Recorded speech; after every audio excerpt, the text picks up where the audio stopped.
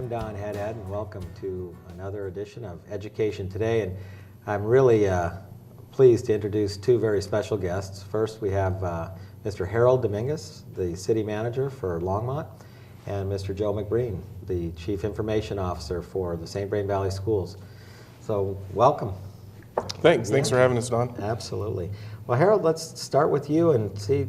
Tell us a little bit about you and your role as a city manager and how things are going. So I've served as a city manager here in Longmont for about 2.5 years, and it's been a great time to join the community. A lot of exciting projects moving forward. Obviously, one that we're here to talk about today is our broadband initiative and what we're now calling NextLight, and I can talk a little bit about the name. It has a strong historical connection to our community, and so it's just been really exciting with all of the projects and where we're going as a community and really looking to a bright future. Prior to that, I served as a city manager in Texas. So I've been serving in this capacity now almost 11 years as a city manager. So it's been a great career, and we just thoroughly love Longmont, and we love the school district. I have 2 kids, one in junior high and one in 5th grade, or middle school and 5th grade. They always get on to me because I still call it junior high, but middle school and 5th grade. So we really love the school district and what's happening in terms of their utilization of technology, and it's just really exciting to see that, because I think what it does is really position us well as a community, because at the end of the day, your school system is really what makes a difference in a lot of the work that we do, especially in the economic development arena. Yeah, you know what's amazing, when you say 2.5 years, it seems like just yesterday that I met you when you first came to the city, and you've done an amazing job. And thanks. I'll tell you, it's interesting, when September was rolling around, I was like, okay, we got past September 12th. Right. I think that was wasn't that the day that the flood hit? Mm-hmm. And I was thinking, okay, we were doing a lot back then, but you and your team did a great job. So thanks. And the school did too. I know I called you early in the morning and just odd hours saying we need buses to help evacuate folks, and so I can't thank you enough for the work that you all did in supporting us. It was a great community effort. Yeah. Well, and that's one of the great strengths that we have as a partnership. And Joe, you have done an excellent job as the Chief Information Officer, and tell us a little bit about, obviously I know you, but tell our audience a little bit about you and your experience as the Chief Information Officer. I'd be happy to. Yeah. So a lot of people, when they hear the title Chief Information Officer, they're not quite sure what that means, and I like to simply say I'm the head geek. That means I get to work with computers and telephones and iPads now and things like that, with teachers, with students, with community members, and honestly I think I have the best job in the world, and I'm not afraid to say that. And so I feel like I'm a lucky guy in a fantastic community, and this topic that we're going to talk about today is one that's very near and dear to my heart. I honestly think that broadband to a community is the lifeblood of a community in the 21st century, and looking forward to discussing that with you. Yeah. You know, I remember just, when we hired Joe and I, one of the things that I just feel so fortunate is to be able to work with people like you. And I remember how much we've done, and thinking back, you've helped lead all of our buildings to becoming wireless. You've had the leadership to implement laptops and document cameras and sound systems and projectors and professional development for our teachers, and now this one-to-one initiative that we can talk about in a little bit. But really, it's an exciting time, and kids are really being exposed to some amazing technology, which is going to be critical. Yes. But you talked about it a little bit. You mentioned it, the broadband project, and tell us a little bit about what that is from your perspective and how you see it going. Well, the broadband project is really today. If you watch TV, listen to the radio, what you hear is a lot of companies talking about we're bringing fiber to the home. What we're really excited to talk about in Longmont is that we are truly bringing fiber to the home. There will be a fiber optic line that runs into your house, and then you can choose to connect it via, and I'm going to get a little technical here, a Cat6 cable or fiber within your home. And so what it does is it gives you the ability to work at your home or do homework, or if you have kids that like to play games, at a speed that you would really see in a large office. And that really brings a lot to our community for those folks that are innovators or entrepreneurs, and even for your students that work in that environment. It gives them the ability to work at a level that they've really never been able to achieve at their home. And so this is a complete fiber optic network. And frankly, the only thing that we're managing is the head in and head out in terms of the equipment and managing the speed. So as we work with a school district, right now we've put in a 10 gig WAN. Is it a gig or 10 gig? gig, yeah. 10 gig WAN. Well, what that allows us to do is we can actually push that speed up higher if the school district ever needs it. So you have a lot of capacity that you really didn't in the last system, and I'm probably stealing some of his thunder here. Okay. But you were, what I understand is you were at 80 or 90% capacity, and now you're at 5%, and we have the ability to generate even more for you. So what it means is higher performance in terms of your operations and efficiency and effectiveness. And I think we saved some money for you all in the process. So That's a good thing. Absolutely. it is. That's a good thing. It's a great partnership. Yeah, and what do you see in that partnership in terms of the influence or the impact on the schools and kids and their ability to learn? Well, I'll tell you, one of the most interesting things that the whole internet, digital, modern world provides us are literally limitless learning opportunities. And I've said many times before that we can learn anytime, any place, at any pace, on virtually any device. And now that we have the fiber network from the city, we literally can connect our students to the best minds in the world and accelerate their learning. And conversely, let me go back to the anytime comment. It used to be when we went to school that school happened during the school day, and then when you went home, you worked on your homework in isolation. Well, and if you think about that, that's really problematic because not every child learns through hearing, through auditory. But that's how most instruction has historically been delivered. And then when the child went home by his or herself, if they didn't really understand the lesson that was taught that day, it was probably lost, and they just went further and further behind. Meanwhile, they would graduate from grade to grade, and you can see how this is a problem. But with technology nowadays, not only can teachers provide the instruction in different ways of learning, visually, kinesthetically, but the student can also take that lesson home. Call it a teacher in your pocket, if you will, and review the lesson, and stop the lesson, and rewind the lesson, and really absorb.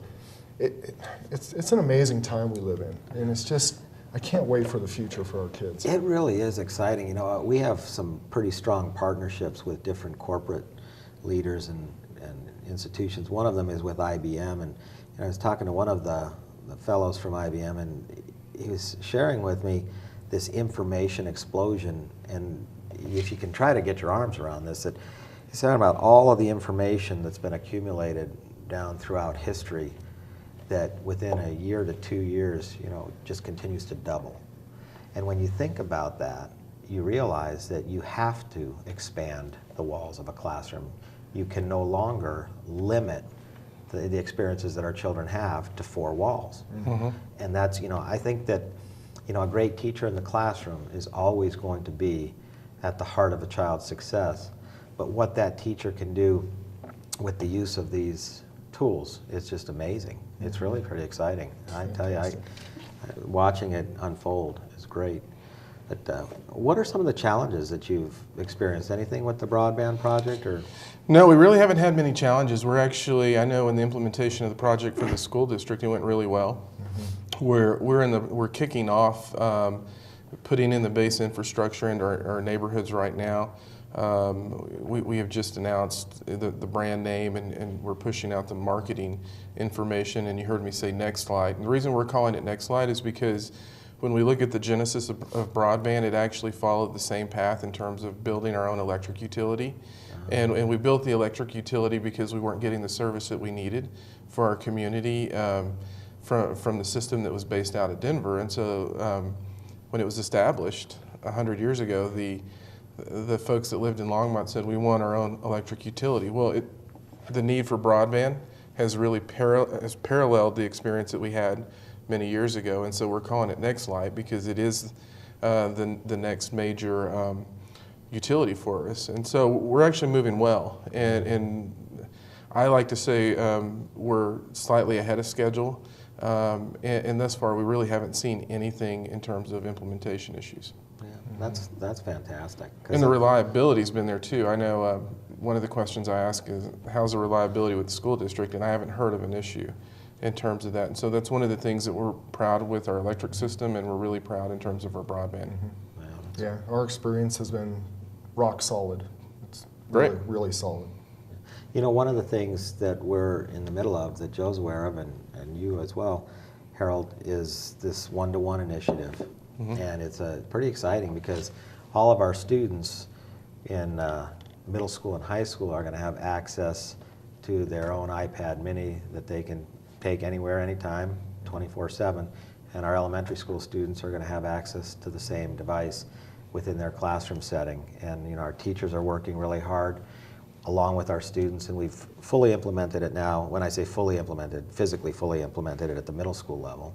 And every day, every week, we just get better and better because of the experiences we have. And then next year we'll do 4 of our high schools, and the year after that, 4 more. And really, you talk about the need for this bandwidth. It's pretty important. But what are you experiencing? Any challenges or successes? I know we piloted it initially at Coleridge and Westview, and then opened it up to all middle school kids at this point. It seems to be going very well. Yes, we're right on track. 6,147 iPads were deployed to middle school children this year, and it's just been such an amazing sight to walk into any one of our middle schools and see the types of projects our students are creating. Because one of the things that people get confused about with access to the internet or a personal electronic device is they limit their opinion to what they know. And what they know, people around our age, they know encyclopedias. Well, they liken the internet to a big encyclopedia. Well, it's more than that. They liken it to a typewriter. Well, it's more than a typewriter. So not only can we access the world's best thinking through these devices, as importantly, we can create new learnings, new connections. We can collaborate in ways we've never done before. Let me give you an example. I was at Trail Ridge Middle School last week, and when we were young, we would do a book report, maybe write it on a piece of paper, perhaps a poster board if we were very original. Well, guess what they were doing with this book? They were literally conversing over live video with the book's author in Pennsylvania. That's amazing. Yeah, I mean, talk about driving and enriching a lesson. I mean, so literally things like the broadband network that the city's provided, and in combination with advanced teacher training in these devices, are unlocking worlds of opportunities for our students. Yeah. Well, you know, it's an amazing thing because we as adults, and you know, I'll just speak for myself at this point, but I think it could be said for a lot of adults, it's a paradigm shift that's hard. Right. Because for us, what we believe to be creative and innovative is just the way it is and what they've known as children.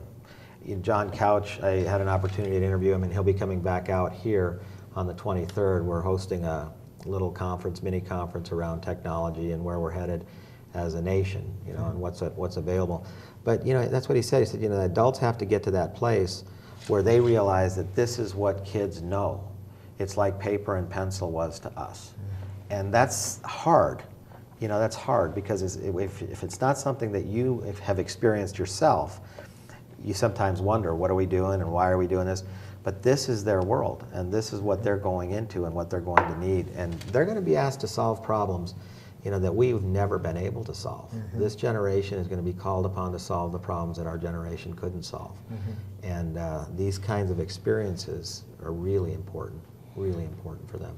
Well, and I think the connection's important. When we talk about broadband, we talk about it in terms of essentially a fiber optic network that connects multiple locations. But what I think we're seeing as a city, and if we start looking beyond broadband, is we look at the impact it's going to have on our community, primarily in terms of economic development and the types of businesses that choose to locate here. Because as you all are utilizing the network and the students are utilizing the network, what we're doing is providing job skills of the future. Yeah. And that is a really big marketing piece for the school district and our community, because that's what businesses are looking for today. So they're looking for access to a high-speed network, but also access to a well-trained workforce.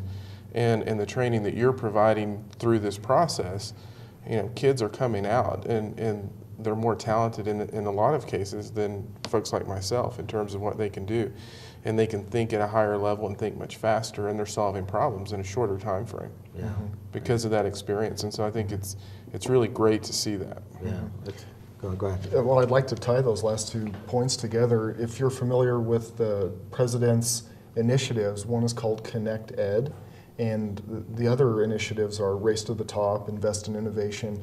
And so even at a federal level, we recognize that communities need to be connected to high-speed broadband networks as a first and initial step. And beyond that, we need to be training our students for the workforce of tomorrow. Those are fundamental building blocks. And one of the things that I think the folks around the city of Longmont really need to understand and pat themselves on the back for, frankly, is while the rest of the nation hopes to get funding from the federal government and they wait, so while the rest of the nation hopes and waits, the city of Longmont, thanks to its citizens and really good leadership, is leading and doing. And I just know with every fiber of my heart that Longmont will become a magnet for corporations, for young families, for literally the best and the brightest things that this country can offer in this time of change. Because really, times are changing, there's no denying that, and we are either going to lead that and thrive, or we're going to get bowled over by it. And I'm just really glad that we live in Longmont and work in the school district and have, you know, resources and partners like the city. This is just an amazing time that we're living in. And yeah, I tell you, we would have never been able to do the things we're doing without the support of our community back in 2008 and again in 2012 and everywhere in between. You know, it's just been amazing what they, and you know, the thing about technology, it's kind of an unforgiving initiative. In other words, you don't have a second chance to get in the game. Right. It's moving too fast. And so the notion that, well, let's just wait and see, there is no wait and see, because as you said, the wave will overtake you and you'll never have a chance to get caught up. It's not like the past where you could miss out on something and try to play catch up. There is no playing catch up with this new technology.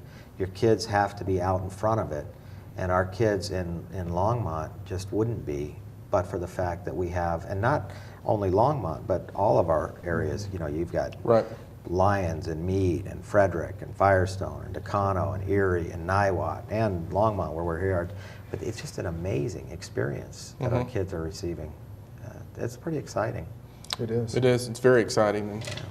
And when you look at it, we struggle with this in the sense of how do you keep up, and if you're behind, how do you catch up? And I think it's amazing to see what you're doing, because as we work with your students, you know, we've had a hackathon, and we had one of your students won it, and they're developing an application for us. And as we see this, they're actually helping us make the leaps we need to make in order to catch up. And that's a direct product of what you're doing. So again, it's as a parent, it's great to see. You know, I said earlier, the only problem I have is I'm losing bandwidth at my house because the kids are doing their homework and really moving, and what they learn is amazing. So as a parent, it's just, you know, to have a conversation about what they're learning real time is amazing to see, and I couldn't have that type of conversation at their age. So it's just really impressive. Yeah. You know, for me, the learning experience has been with the texting. I'll tell you, it's if I want to have a conversation with my daughter up in college, it's going to be right. I can get her texting anytime. You call, it's a little different story, and I've since learned that that's just the way it is, and so I have to get used to it. But anything else either one of you would like to share? It's like I said, I'm excited about all this and very grateful for our partnership with the city. But any closing comments? Go for it. Well, you know, Don, I've heard you mention or reference a recent Gallup study where they where students, I believe, were polled and were asked what were the things that were most important. And correct me if I'm wrong, but I believe it was hope. Students needed hope, and they needed to be engaged, and they needed to have a sense of well-being. Absolutely. And what's really interesting is it's easy to confuse a modern internet-connected world with anything other than those three things. I have tremendous amounts of hope for our community and for our students, and the engagement factor is undeniable. But what it all comes back to is this very human thing like we're doing right now, where technology is a supporting device, it's an accelerator, but at the end of the day, it's about humans and the well-being for each other. And I'm going to come back and just thank the community again for their support over the years. And I think we're in the right place at the right time. Is it going to be perfect? No. Is that okay? Yeah. So, thank you. That's great. I think if I look and just say, what does this mean? It's the opportunity, and echoing this in terms of, we live in a great community. The community's been supportive of the school district. They've obviously been supportive of the city. Without their votes, we wouldn't be having this conversation. Through the elections, they gave us the ability to do this. But it's a community that's looking to the future, and they're looking at the opportunities, and we are providing hope. We're providing access to segments of our community that may not have normally had that access. And at the end of the day, we are going to be a stronger community because of all of this and all of the interaction. So I'm just really excited about the opportunity, and really can't wait to see what happens over the next few years, especially as we continue to see the kids moving through the system and learning in a different way. I think as parents, they're going to challenge us. And in the end, that's going to make us better. And so it's just everything that we're doing is going to create a stronger community. You know, I'll tell you, I am such a believer in public education and the opportunities that it will provide for all of our children. And if you look at you really look at the importance of it, we have 90% approximately, think about this, 90% of all of the children in America attend a public school. 90%. Mm-hmm. So we have to recognize that collectively, that is our future. Mm-hmm. Because we all know what's going to happen to those children. They're going to grow up. 90% of the kids in America go to public schools. And it truly is, I mean, it is the vehicle that will determine how our nation does in the coming years. And I think about that, you know, whether you want to talk about what's our economy going to be like? What's public safety and well-being going to look like? What are the values of our homes and our properties? You know, how are the jobs going to be created? All of these things, the quality of our service industry, you name it, it is directly tied to the quality of our public schools. Because no other institution has that kind of influence over so many people. It's powerful, and I just am grateful to the both of you for the opportunities that you're providing for our children, and very grateful to our community for the resources to do the work that needs to be done. So, you guys, thanks a lot for being here. I really appreciate it. And I also want to thank you again for joining us at another edition of Education Today, and we look forward to seeing you next time. So take care.